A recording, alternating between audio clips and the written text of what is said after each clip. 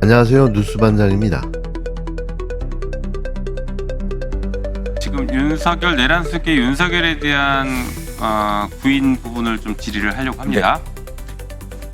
아시는 것처럼 특검이 윤석열을 소환을 해서 조사를 하려고 하는데 계속 거부를 하고 있어요. 출정 거부를 하고 있죠. 이럴 경우에는 어떻게 처리해야 됩니까? 일단은 피고인을 갖다 피의자를 지금 구금하고 있는 해당 구치소에서 협조해야 한다고 생각을 하고 있습니다. 맞습니다. 저도 그렇게 생각합니다. 강제로 끌고 올 수 있는데 왜 서울구치소가 제대로 협조하고 있지 않느냐, 이게 지금 계속 문제가 되고 있습니다. 그런데 저희가 아무리 좋게 보려고 해도 공교롭게 서울구치소장이 보니까 김현우라는 분이에요. 이분의 특성 때문에 이런 건 아닐까 싶은데, 이분이 올 2월 달에 서울구치소장으로 간 것 같습니다. 근데 그 전에 어디 있었냐 보니까 수원구치소장으로 있었고, 수원구치소장 시절에 무슨 일을 했었냐면, 우리 법사위에서 이화영 부지사와 관련된 연어술 파티를 청문회를 하면서 출정 기록을 제출해라 하니까 그 출정 기록을 제출하지 않았던 사람입니다. 다시 말해서 국회에서 국회 증감법에 따라서 출정 기록을 제출하라고 하는 것을 무시하면서 법률을 위반했고, 그 위반한 것이 결과적으로 내란숙의 윤석열이 볼 때 예뻐 보였는지 올 2월 달에 대통령 탄핵 파면 선고가 되기 전에 인사를 한 것이죠. 물론 직무정지가 돼서 직접 인사했는지 안 했는지 모르겠지만 보훈성 인사가 아닌가 싶습니다. 그렇기 때문에 지금 윤석열이 특검에 불출석하고 조사도 받지 않고 있고 그런 얘기를 하고 있는 이 상황이 초래된 것 아닐까 싶은데, 제가 볼 때는 여기에 대한 적절한 인사 조치가 필요할 것 같습니다. 당장 구치소장 교체하시든지, 아니면 아까 말씀드렸던 수원구치소장 시절에 국회 증감법을 위반해서 자료 제출하지 않았던 것에 대해서 분명하게 단호하게 조치를 취해 주셔야 될 것 같습니다. 법의 심판대에 선 내란 수구의 윤석열. 이제 더 이상 도망칠 곳은 없는데요. 마침내 그 순간이 왔습니다. 그동안 온갖 법기술과 꼼수로 시간을 끌며 버텨온 윤석열이 조은석 특검의 칼날 앞에 무릎을 꿇은 건데요. 소환조사 거부, 재판 출석 불응, 구속적 부심까지 신청하며 안간힘을 썼지만 결국 통하지 않았습니다. 윤석열은 지난 한 달 동안 도대체 무얼 했던 걸까요? 대통령이었다는 최소한의 책임감조차 내던진 채 오로지 자신을 지키기 위한 법정투쟁에만 몰두했는데요. 특검의 소환에도 불응하고 구속된 이후에도 조사에 응하지 않다가 급기야 구속적 부심까지 청구하는 치졸한 행태를 보였습니다. 하지만 법원은 더 이상 봐주지 않았는데요. 그의 구속적 부심을 단호히 기각하며 이제는 끝났다는 사법부의 메시지를 분명히 전달한 겁니다. 윤석열 스스로가 파국으로 가는 길을 선택한 셈인데요. 조은석 특검팀의 기소는 정면 돌파 그 자체였습니다. 단순히 내란 혐의에 그치지 않고 국무위원 심의권 침해, 허위 공문서 작성, 비화폰 기록 삭제 지시 등 구체적이고 중대한 혐의들이 포함됐는데요. 하나하나 모두 국가 시스템을 교란시키고 헌법을 유린한 행위로 평가되고 있습니다. 특히 국무회의 소집 과정에서 일부 국무위원에게만 통보하고 나머지 위원들을 배제한 건 고의적 정보 차단이자 명백한 권한남용인데요. 계엄 선포를 정당화하기 위해 허위 문서를 사후에 조작한 행위는 그야말로 헌법 파괴 행위였습니다. 윤석열과 변호인단은 대체 무슨 기대를 했던 걸까요? 시간이 흐르면 여론이 식을 거라 생각했는지, 정치적 변수가 생기기를 바랐는지는 알 수 없는데요. 특검 수사가 진행될수록 윤석열의 비협조와 방해만이 부각되면서 자승자박의 결과를 자초했습니다. 박지영 특검보의 말처럼 구속기간을 연장해도 실효성 있는 조사가 어렵다는 판단까지 나왔는데요. 결국 모든 책임은 윤석열 본인에게 있는 거죠. 이제 무대는 법정으로 옮겨졌습니다. 그동안 보여준 오만과 독선, 법 앞에서도 자신을 특별한 존재로 여기며 굽히지 않으려 했던 태도는 고스란히 재판에서 양형자료로 쓰일 텐데요. 특검이 강조한 대로 수사 과정에서의 비협조적 태도가 재판에서 그대로 드러난다면 국민들은 더욱 단호한 판단을 내릴 겁니다. 전격적으로 윤석열을 구속 기소한 내란 특검이 이제 외환 수사에 나설 예정인데요. 특검은 윤석열이 계속 불응할 경우 체포영장을 발부받아 강제 수사에 돌입할 것이라고 경고했습니다. 이번 구속 기소는 단순한 기소가 아니라 법치의 단호한 수호 의지를 보여준 건데요. 외환 수사 예고는 수사 범위를 더욱 확대하며 진실규명에 총력을 다하겠다는 의지를 드러낸 겁니다. 국민들은 이제 내란 수구의 윤석열이 법 앞에 무릎 꿇는 순간을 목도하게 될 겁니다. 대한민국 헌정사에 처음으로 내란 혐의로 기소된 전직 대통령. 이 역사적 의미를 윤석열은 과연 자각하고 있을까요? 이제는 아무리 발버둥쳐도 소용없는데요. 더 이상 숨을 곳도 피할 곳도 없이 오직 법정에서 진실과 마주해야 할 시간만이 남아 있습니다. 그렇다면 김건희는 왜 소환조차 하지 않고 있는 걸까요? 김건희 특검이 정작 김건희를 아직 소환하지 않은 이유에 많은 이들이 의문을 품고 있는데요. 그 배경에는 단순한 절차적 지연이 아니라 훨씬 더 복잡하고 민감한 사안들이 얽혀 있는 것으로 보입니다. 김건희의 핵심 재정 창구로 알려진 김혜성의 귀국이 불가능하다는 점도 중요한 단서인데요. 김건희와의 갈등뿐 아니라 귀국 시 드러날 더 많은 금융비리와 은폐된 진실이 있다는 의혹이 제기되고 있습니다. 투자 손실에 대한 책임을 회피하려는 움직임도 나타나고 있는데요.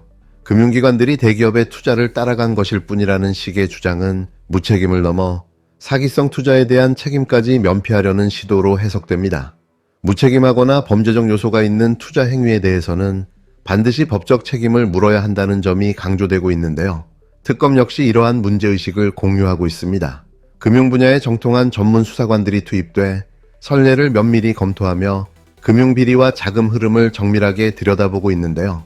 단순한 개인 비리가 아닌 조직적 금융범죄 가능성까지 염두에 둔 수사라는 평가가 나옵니다. 그럼에도 불구하고 김건희에 대한 소환 조사는 이루어지지 않고 있는데요. 수사가 교착 상태에 빠져 있다는 비판 속에서 체포에 충분한 사유가 존재한다면 이제는 결단해야 할 시점입니다. 김건희를 더는 예외로 둘 수 없으며 즉시 소환에 신문해야 한다는 요구가 거세지고 있는 거죠. 민중기 특검의 수사 방식과 조은석 특검의 방식이 비교되는 점도 눈에 띄는데요. 조은석 특검은 윤석열을 체포한 뒤 본격적인 수사를 전개한 반면 민중기 특검은 체포 전 단계에서 물증을 치밀하게 준비하는 전략을 택한 것으로 보입니다. 하지만 김건희가 계속 불응할 경우 더는 기다릴 이유가 없다는 지적이 나오는데요. 특검은 이미 충분한 증거를 확보했으며 수사의 다음 단계로 체포영장 집행에 나설 수 있어야 한다는 주장이 힘을 얻고 있습니다. 김건희가 퇴원 직후 자택 수색 당시 침착하고 건강한 모습을 보였다는 증언도 주목되는데요. 이는 이전까지 제기된 건강 이상 주장이 사실과 다를 수 있다는 정황을 보여줍니다. 수사 회피를 위한 허위 주장이었을 가능성도 배제할 수 없는데요. 일각에서는 특검이 김건희에 대해 죄수의 딜레마 전략을 활용해야 한다는 제안도 나오고 있습니다. 김건희를 체포해 측근들과 분리신문하고 서로 진술을 유도하는 방식이 침묵 카르텔을 깨뜨리는 효과적인 수단이 될 수 있다는 분석인데요. 무엇보다 중요한 건 법 앞의 평등입니다. 윤석열이 전격 구속 기소된 지금 김건희가 예외일 수는 없는데요. 법의 형평성이 흔들리는 순간 수사에 대한 국민 신뢰도 함께 무너지게 됩니다. 조은석 특검은 이제 외환 수사까지 예고하며 수사 범위를 확대하고 있는데요. 조은석 특검은 윤석열이 계속해서 조사에 불응할 경우 체포영장을 발부해 강제 수사에 나설 방침입니다. 이는 단순한 경고가 아닌 법치 실현을 위한 특검의 의지를 보여주는 중대한 전환점인데요. 이제 김건희 특검도 신속하고 단호하게 움직여야 할 순간입니다. 윤석열 씨를 우리 내란 특검이 너무 점잖게 다뤄요. 그러니까 저래 나온 거야. 아, 그래요? 네. 아니 그리고 특검이 그 특별법에 따라서 국민의 명령을 받아가지고 지금 하는 거잖아요. 그냥 검찰도 아니고. 그러면은 딱 법대로 하면 되거든요. 아니 그렇다고 뭐 몽둥이 들고 가서 어떻게 할 수 없어? 그건 안 되지. 아니, 그건 법이 아니지. 아니 그러니까 지금 많은 유튜브들이 그냥 뭐 사실을 끌어내라. 그건 안 되는 거고. 어떻게 조사받게요? 그러니까 형의 집행 및 수용자 보호에 관한 법이 있어요. 네. 그 법률에 있는 대로 하라 이거예요, 저는. 근데 뭔데요? 그것도 안 하니까 저. 뭔데요, 그렇게 하면? 그러니까 그 이제 형 집행법에 보면 수용자를 첫째 독방에 넣느냐, 홍고방에 넣느냐. 네, 그 구치소장의 재량이거든요. 아, 여러 사람 있는데 넣느냐, 독방에 넣느냐. 이 사람을 왜 독방을 주냐고. 그거 다 우리 돈인데. 이명박 박근혜 사례를 드는데 그분들의 범죄하고 이 사람의 범죄는 비교가 안 되잖아요. 네? 이 사람은 지금 그 의왕구치소는 너무나 과밀한데 그러니까 이 사람 검찰 독재 때문에 억울하게 그 들어간 사람도 많아요. 그리고 이 사람은 특별 대우해줄 필요가 전혀 없으니까 혼방으로 넣어라. 혼방에 넣어라. 네. 12명, 8명인데 12명이다. 그 들어가면 이 사람 또 이 열도 많은데. 그리고 그 형집행법에 보면 딱 이렇게 네. 돼 있습니다. 혼방에 이제 넣는 그 요건이 예. 시설이 부족한 경우. 네. 시설이 너무 부족하거든요. 지금 부족하죠. 그다음에 그 수용자에 대한 교화가 필요한 경우. 교화가 필요하잖아요. 아 그러면 여러 사람이 된다고 돼 있어요.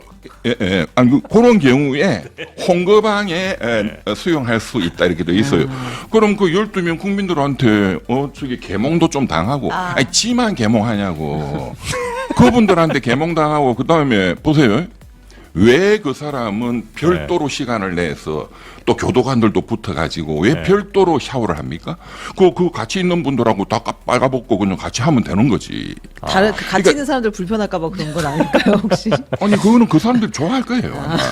아마. 우리도 이 사람 개몽 좀 하자. 그렇게 하면 저 조사 받으러 나올 거다. 자 그러면 이 사람 일단 너무 덥고 본인 폼 잡는 게 너무 무너지니까 그다음에 이제 변호인 접견실로 이제 막 올라가겠죠. 우리 의원님도 잘 아시지만 오전 10시부터 오후 5시까지. 그렇죠. 접견실 나오겠죠. 막 거기 시원하니까. 네. 그런데 변호사도 접견 제한할 수 있습니다. 변호사 접견 제한 못 이번에 하나요? 접견 제한한 게 가족하고 변호사 변호사는 외에는 안 제외잖아요. 네. 가족도 하는 경우는 가족 통해서 증거인멸하고 하면은 가족도 금지시키거든요. 예. 그 송영길 대표님 구속됐을 때 네. 가족 접견 금지시켰어요. 네. 그리고 변호사도 증거인멸에 가담하고 하면 오히려 그 변호사는 잡아놓아야지.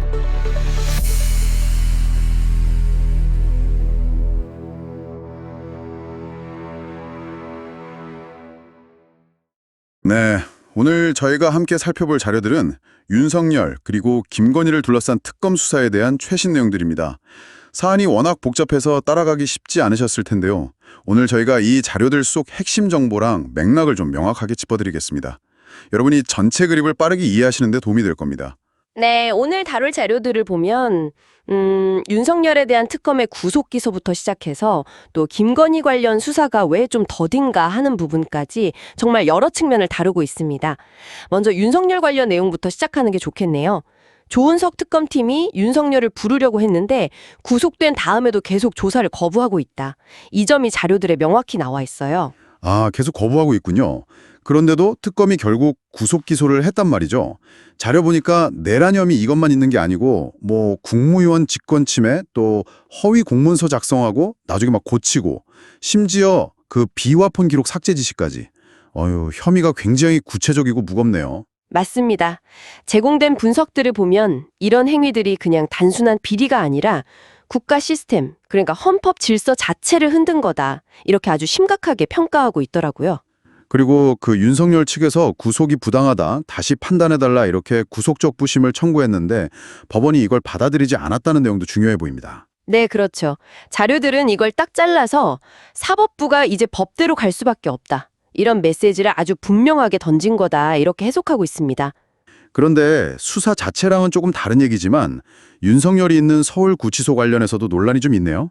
아, 네. 그 김현우 구치소장 관련해서요. 이분이 과거에 수원구치소장일 때 국회 자료 제출 요구를 거부했던 적이 있다. 이런 내용이 언급되면서요. 아, 그런 이력이? 네, 그래서 지금 혹시 좀 비협조적으로 나오는 거 아니냐, 더 나아가서는 이거 혹시 보은 인사 아니냐, 이런 의혹까지 제기되는 거죠. 그래서 뭐 구치소장을 바꾸거나 조치를 해야 한다, 이런 의견도 있고요. 수용 방식에 대해서도 좀 논쟁적인 부분이 있네요.